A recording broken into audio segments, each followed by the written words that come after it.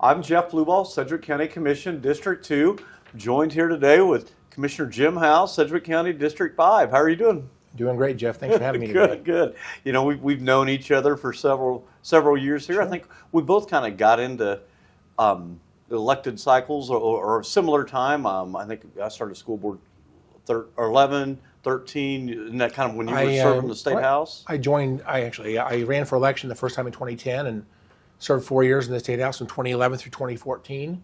And then that final year I was running for county commissioner, and I've been here since 2015. So, you know, I feel like our paths have crossed quite a bit. We both worked out at Textron in similar times. We both kind of got into, you know, running our campaigns and representing individuals. And I remember, you know, being on the school board and on the city council, we had a lot of, you know, back and forth, and was able to ask you and reach out to you about things. So I've always appreciated that. So, you know, as a state representative, I think we had a few chances to cross paths, but once I became a county commissioner, it became a lot more important, I think, because I remember coming across to see, you know, to talk to people at the city council. Yep.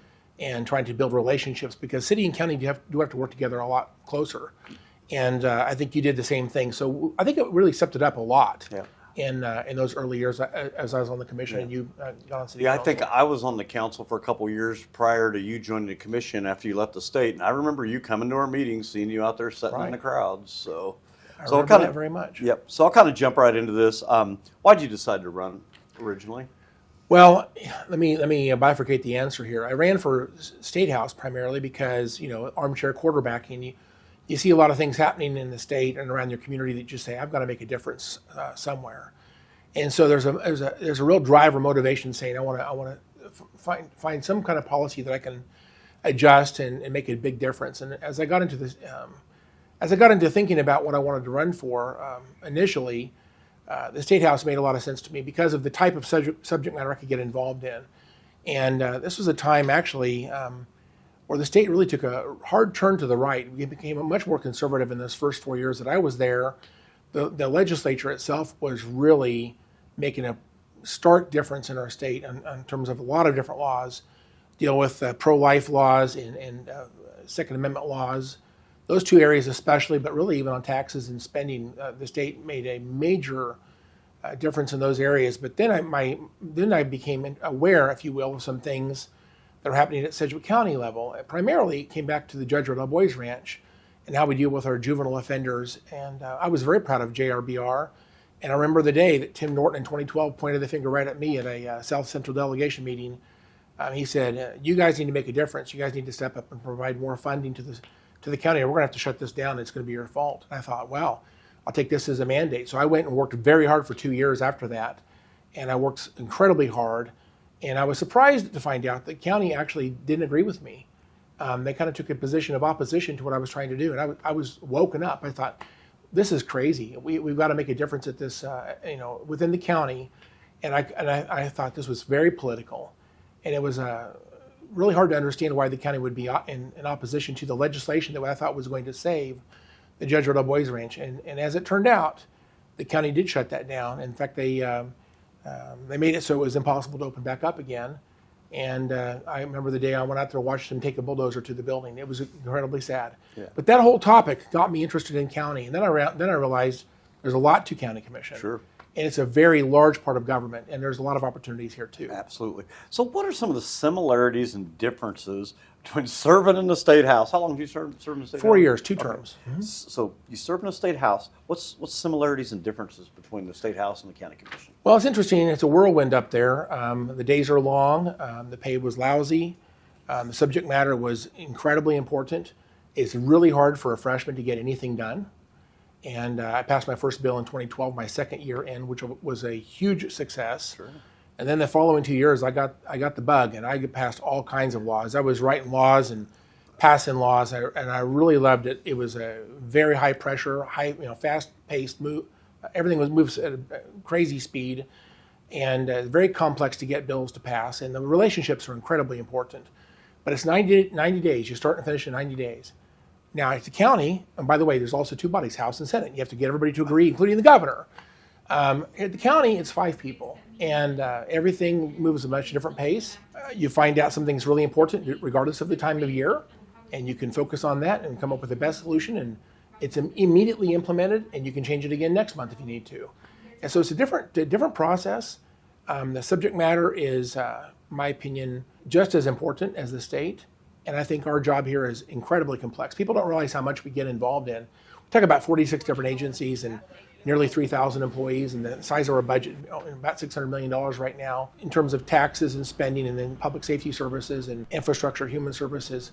There's a lot of things we do that impacts people's lives every single day. You know, I always feel like you're kind of our subject matter expert when we're working through our legislative agenda and you know, asking ourselves, how do we go about this? It seems like you've got a little bit of an advantage of being more politically savvy and how to get something done or what can be done. I think we have a lot in common on that area. The reality is I come from an engineering perspective, and my degrees, I actually have a couple of degrees. They deal with really analysis and problem solving. And so I kind of apply that idea to the county government, and I like to understand the data behind it, how are things supposed to work, who does it better than we do it, is there things we can learn from other communities. But basically come at this from an engineering perspective. Data is really what drives my thinking, and so I have to grab that data. Yeah, I think we both carry that. You know, Sure. We're both very analytical. I'm Six Sigma black belt and did that at Textron, and that's very data and statistics. You know, I was involved in flight testing for Yep. 26 Yeah, years, and so before that, military, 5 years and military. you know about the 6 defects per Absolutely. million and all that. Absolutely. Absolutely. You're the longest serving county commissioner Right. here. So where do you see some of the biggest need for change lying? You know, I thought a lot about this question, and it's a great question. I think, you know, we talk about the county commission, the county government is a subdivision of the state of Kansas, and we know we're not really allowed to pass policy that, you know, ties the hands of future commissioners. We say that a lot, but in reality, our hands are tied on so many different topics. I would like to go in and make substantial changes to how things are set up here right now, but we don't have the authority to make those changes. Our hands are tied in so many areas. People say you have so much discretion. The reality is, I'm going to say we don't have a lot of discretion. Then you have to say, well, why is it important that we have county commissioners? I mean, you're here as an elected official.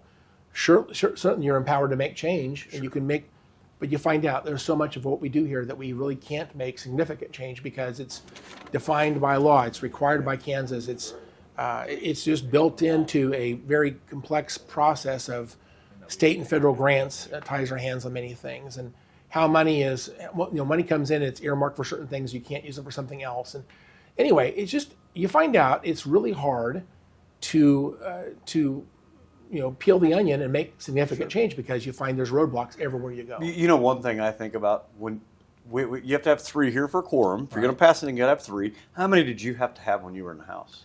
Well, 63 in the House. So is it a little easier to convince 2 others than it is 62 others? And actually, if you don't have a governor that seems to agree with what you're trying to get done, it might take 84. So Okay. It is a lot of difficulty to get something to pass, and that's why those relationships actually matter. Okay.